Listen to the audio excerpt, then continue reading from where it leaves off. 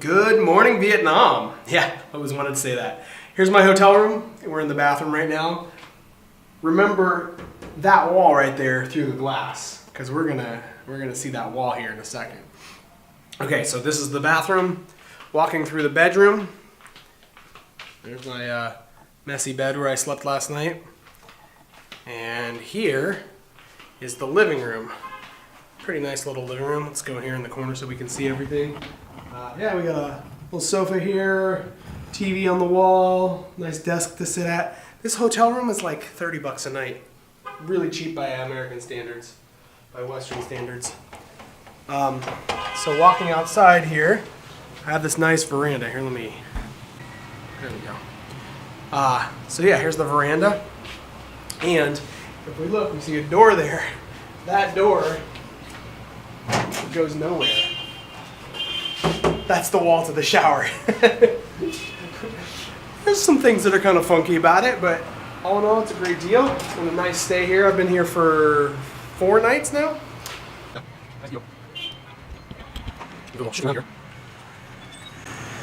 There is the cafe. I'm gonna have my breakfast down under those umbrellas here in about 10 minutes. And looking down the street, we can see some of the city. Okay, so I've taken my shower and left the hotel. I'm about 3 blocks from the hotel, and it's a nice sunny day. I just wanted to show you all kind of what the neighborhood around the hotel looks like. There's not too much traffic. This isn't like a main busy street around here. There's a little T intersection going on, and you can just see some of the motorbikes and the taxis, that sort of a thing that happens around here. Back behind me, right through there, is this like water feature in this fountain. This is an exercise area for residents. Very sort of a centralized government, communist country kind of a thing.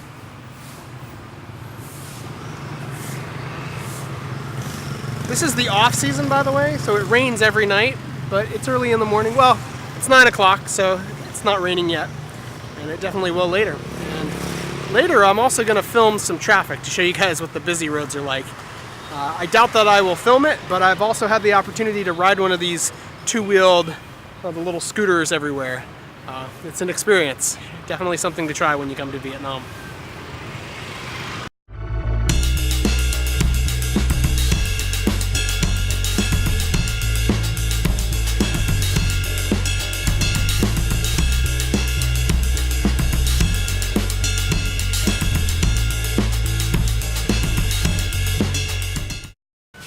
This is called the sample room, and I've been spending most of my time in Vietnam right here.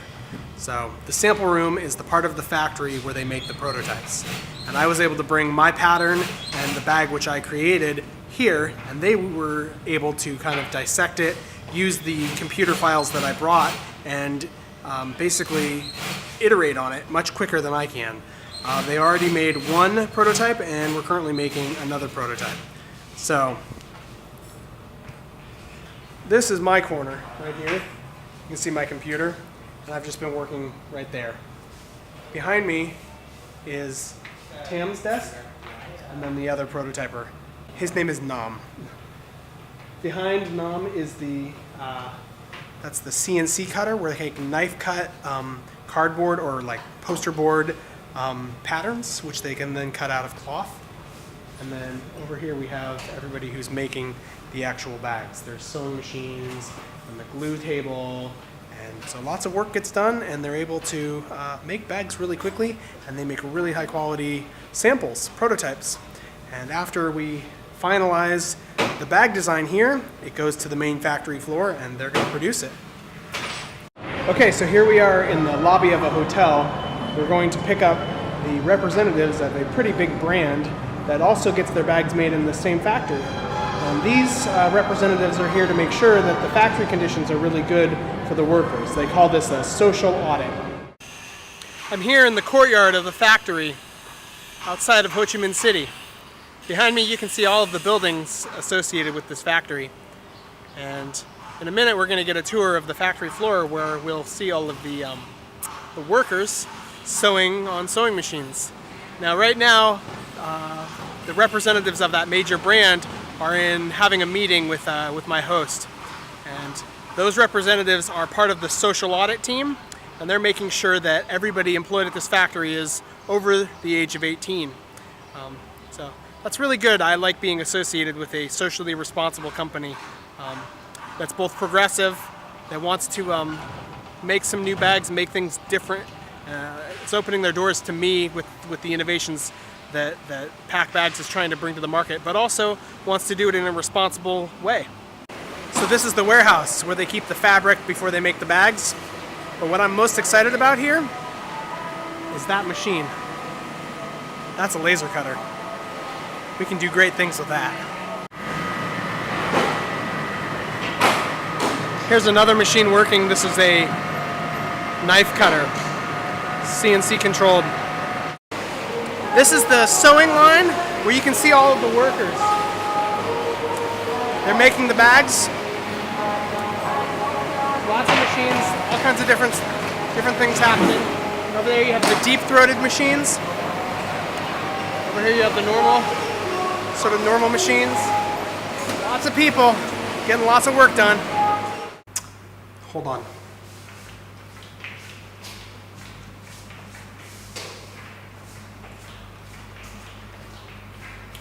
Apparently, there's something about the power here in Vietnam, or maybe it's low quality fluorescent lights and it makes the camera flicker. I've played around with the settings on the camera and there's nothing I can do about it. So I'm just gonna talk in the dark here for a few minutes. Okay, I want to address the made in America versus made overseas discussion. Let me just shorthand it by saying that I've been working on this project for 4.5 years. I invented the buckles 4.5 years ago, and maybe 3 years ago I was sewing bag prototypes. I could have been here in Vietnam 3 years ago and had bags ready to go for Kickstarter within 6 months. I spent the last 3 something like that years in America talking to anybody who would listen about my bags, about this dream of rotating buckles transforming the functionality of bags. I talk to people who can make injection molded, they can make the molds. To people who have injection molding machines and they can pump out the buckles. I talked to bag manufacturers, okay? I used to be partnered up with a bag manufacturer who makes their bags right there in San Francisco. Okay, but all of these discussions did not pan out, not for lack of trying. But the hurdles to clear are so big for Made in America, it's not viable. Okay, the biggest reason is any factory that's currently in America does not have the potential to make enough bags. In this day and age when things go viral on the internet and you're likely to sell 17,000 bags on Kickstarter, there's no factory in America that can produce those numbers. So you have to come overseas. I've been here for 4 days. 4 days in Vietnam and all of my problems are solved. I have lined up injection mold cutting for the actual molds. That's 4 cavity molds. That means with each machine cycle, 4 of my buckles pop out of the bottom. Okay, that's incredible. I was working on 1 cavity molds in America and I couldn't make it happen. I've lined up buckles themselves, the pieces of the parts that fall out at 20 times lower in cost than what they quoted me in America. And to add insult to injury, the companies that were quoting me in America were taking my bid and my money and they go to China to get the molds cut. So they're not even made in America. They're just an American company who has their work process already set out for them in China. I came here with a decent bag design and it's now twice as good. Little things that were just so easy, like for instance I said, hey, I'd like to have some red embroidery on a piece of leather that for the pull, for the zippers on the bag. No problem. We have a embroidery factory down the road and we'll just put some leather in the machine and put your name on there and die cut that out like that. I didn't even know how I'd make that in America. I have to make all of these things myself. So the only viable way to make my bags in America was to start my own factory. I already have way too much to do. I can't keep up and I can't be everywhere all the time. So making a factory, employing workers, hiring people, dealing with payroll, dealing with all the legal issues. I'm a startup. Alex, I have one co-founder. He's a marketer. We cannot make a factory happen in America unless we bring on some partners. But there's no money to bring on partners, right? We're working for free right now until we sell bags.